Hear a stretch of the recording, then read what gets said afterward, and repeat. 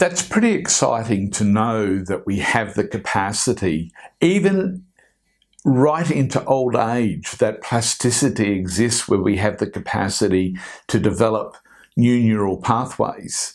So what we're going to be doing is helping you learn how that's possible. One of the things that is absolutely necessary is to understand what it is that gets in the way of our capacity to develop new neural pathways. And essentially, there's three things. Now, it's really interesting that in Buddhism, Buddha taught the concept of the three poisons.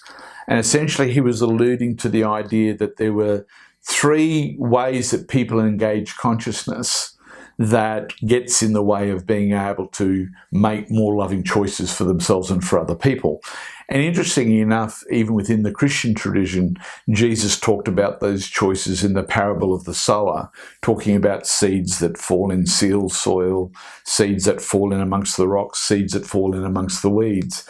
And basically, both the Christian tradition and the Buddhist tradition were teaching exactly the same three blocks to being mindful. And they were basically saying that you have to be able to manage these three things in order to move forward in living life with more mindfulness, which is able to have you experience life with less suffering and with more joy, love and peace as a way of life. So the three blocks can be best described as ignorance, which is when you live habitually, always doing what you've always done, essentially not knowing that there's another way of doing things. The second one is avoidance, and that's when you've been told or informed about other ways of approaching things. And this is what I call the no. In other words, it's going to be too much effort to go in and change your behaviours. So you basically, even though you've been told you can do it differently, you shut down and you don't engage the new or different behaviours. And the third one is what I call attachment.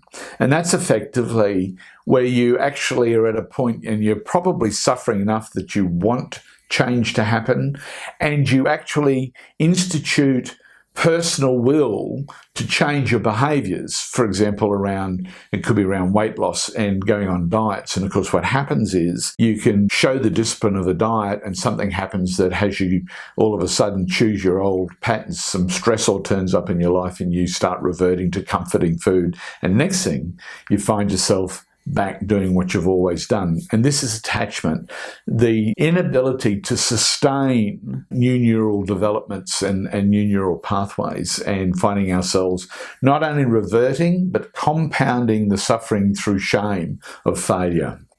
So what we're going to do is explore each of these three things in detail and give you an opportunity to see where these three play out in different aspects of your life.